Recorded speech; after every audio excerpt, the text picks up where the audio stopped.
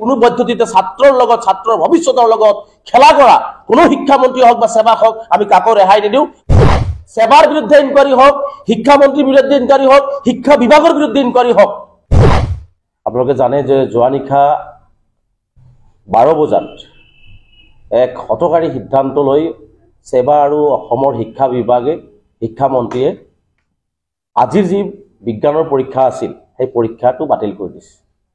আৰু প্ৰশ্ন কাকত ফাদিল হোৱা বুলি কৈ নিশা 12 বজাৰ পিছত তেওঁলোকে পৰীক্ষা বাতিল কৰাৰ কাৰণে ছাত্ৰ ছাত্ৰীসকলৰ মাজত এটা হাহাকাৰময় পৰিৱেশৰ সৃষ্টি হৈছে অভিভাৱকসকলৰ মাজত হাহাকাৰময় পৰিৱেশৰ সৃষ্টি হৈছে আজি এই পৰীক্ষা বাতিল আৰু প্ৰশ্ন কাকত ফাদিল হোৱা কাৰ্যটোক আমি সদৌ অসম সংখ্যালঘু ছাত্ৰ ইউনিয়নৰ ফালৰ পৰা তীব্ৰভাৱে নিন্দা কৰিছো গৰিহণা দিছো অসম চৰকাৰকো গৰিহণা দিছো শিক্ষা বিভাগক গৰিহণা দিছো শিক্ষা মন্ত্ৰীগৰাকীকো আমি তীব্ৰভাৱে নিন্দা কৰিছো আৰু পঞ্চায়তে আমি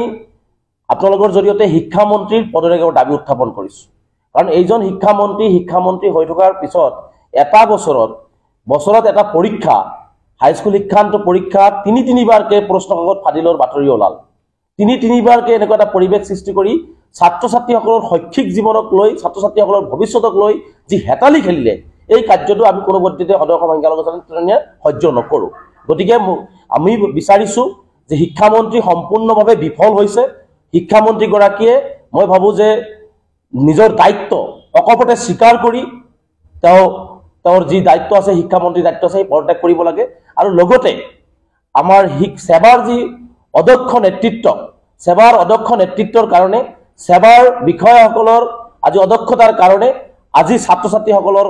মানে শৈক্ষিক জীৱন ছাত্ৰ ছাত্ৰীসকলৰ ভৱিষ্যত আজি অন্ধকাৰৰ দিশে গতি কৰিছে গতিকে সেৱাৰ যিসকল বিষয়াৰ এই অদক্ষ নেতৃত্বৰ কাৰণে যিসকলৰ কাৰণে আজি এই কাণ্ডটো হলে ছাত্ৰ ছাত্ৰীসকলে যি আজি বিপাঙত পৰিলে ছাত্ৰ ছাত্ৰীসকলে যি হলঠেকত পৰি পিছ হুকিব লগা হল ইয়াৰ দায়িত্ব স্বীকাৰ কৰি সেৱাৰ বিষয়াসকলৰ বিৰুদ্ধেও মই ভাবো যে অসমৰ মুখ্যমন্ত্ৰী ব্যৱস্থা গ্ৰহণ কৰা উচিত কাৰণ সেৱাৰ দৰে এটা জাতীয় অনুষ্ঠানে বিভিন্ন পৰীক্ষা পাতিব পাৰে বিভিন্ন তেওঁলোকে নিয়োগ পৰীক্ষা পাতিব পাৰে নিয়োগ পৰীক্ষা পতাৰ ব্যৱস্থাৰ কাৰণে কিন্তু সেৱাক ৰখা নাছিলে সেৱাক ৰখা হৈছিল সেৱাক আমাৰ যি আমাৰ মূল পৰীক্ষা অসমীয়া মাধ্যমৰ যি মূল পৰীক্ষা হাইস্কুল শিক্ষান্ত পৰীক্ষা সেই শিক্ষান্ত পৰীক্ষাটো সুকলমে পৰিচালনা কৰিবৰ কাৰণে সেৱাক দায়িত্ব অৰ্পণ কৰা হৈছে কিন্তু সেৱাই সম্পূৰ্ণভাৱে বিফল হৈছে আৰু মই ভাবো যে এটা ষড়যন্ত্ৰ অসমীয়া মাধ্যমৰ ছাত্ৰ ছাত্ৰীসকলৰ ভৱিষ্যত নষ্ট কৰিবৰ কাৰণে সেৱা আৰু শিক্ষামন্ত্ৰী গৰাকীয়ে আচলতে এই কামবিলাক কৰি আছে বুলি আজি আমাৰ অনুভৱ হৈছে কাৰণ আজি সেৱাই হওক বা শিক্ষামন্ত্ৰী হওক তেওঁলোকৰ সামাজিক দায়বদ্ধতা বা ছাত্ৰ ছাত্ৰীসকলৰ প্ৰতি থকা দায়বদ্ধতা আচলতে তেওঁলোকৰ নাই আজি অসমৰ মানে তেওঁলোকে সততে হিন্দু মুছলমান কৰিব পাৰে যধে মধে উচ্ছেদৰ নামত নাটক কৰিব পাৰে এনকাউণ্টাৰৰ নামত নাটক কৰিব পাৰে আজি বিভিন্ন সময়ত দম্ভালি মাৰি আজি বিভিন্ন কথা ক'ব পাৰে কিন্তু আজি বছৰত এটা পৰীক্ষা তেওঁলোকে সুকলমে অনুষ্ঠিত কৰিব নোৱাৰে কাৰণটো কি গতিকে মই ভাবো যে ইয়াত সম্পূৰ্ণভাৱে তেওঁলোকে আচলতে সুপৰিকল্পিতভাৱে সুচিন্তিতভাৱে আচলতে এই পৰীক্ষাবিলাক পতা নাই তেওঁলোকে পৰীক্ষা পাতিব লাগে বুলিয়ে বা দায়িত্ব দিছে বুলিয়ে ভাবি তেওঁলোকে আচলতে দায়িত্ববিলাক সামৰিব বিচাৰিছে কাৰণে আজি এনেকুৱা ধৰণৰ আজি মানে পৰীক্ষাৰ প্ৰশ্ন কাকত ফাদিলৰ দৰে আজি এটা ঘটনা সংঘটিত হ'ব পাৰিছে গতিকে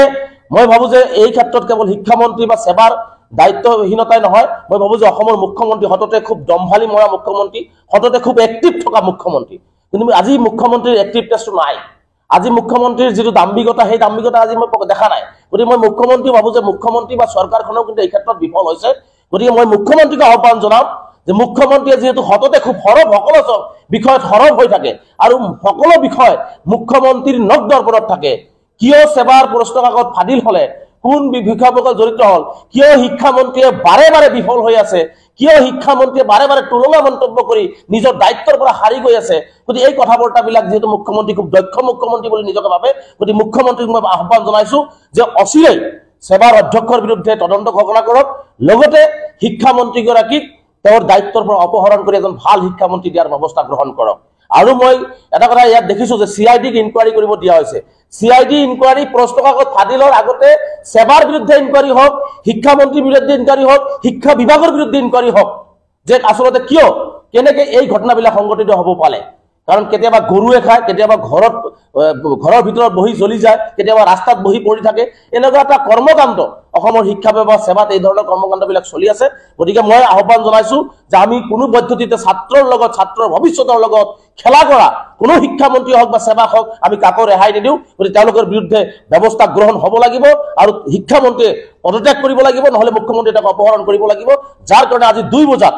আজি ছাত্ৰ ছাত্ৰীসকলৰ ভৱিষ্যত সুৰক্ষিত কৰাৰ কাৰণে, ছাত্ৰ ছাত্ৰীসকলৰ লগত হেতালি খেলাৰ কাৰণে, ছাত্ৰ ছাত্ৰীসকলৰ ভৱিষ্যতৰ প্ৰতি তেওঁলোকে নজৰ নিদিয়াৰ কাৰণে আজি 2 বজাত ৰাজ্যজুৰি সদৌ অসম সংখ্যালঘু ছাত্ৰ ইউনিয়নে শিক্ষামন্ত্ৰী ৰমেশ পেগুৰ প্ৰতিমূৰ্তি দাহ কৰিব। তাৰ পিছতো যদি অসমৰ মুখ্যমন্ত্ৰী, শিক্ষামন্ত্ৰী বা সেৱাৰ বিৰুদ্ধে ব্যৱস্থা গ্ৰহণ নকৰে, ছাত্ৰ ছাত্ৰীসকলৰ আগন্তুক ভৱিষ্যতৰ প্ৰতি লক্ষ্য ৰাখি আমি আৰু অধিক কঠোৰ গণতান্ত্ৰিক আন্দোলনৰ কাৰ্যসূচী গ্ৰহণ কৰিম।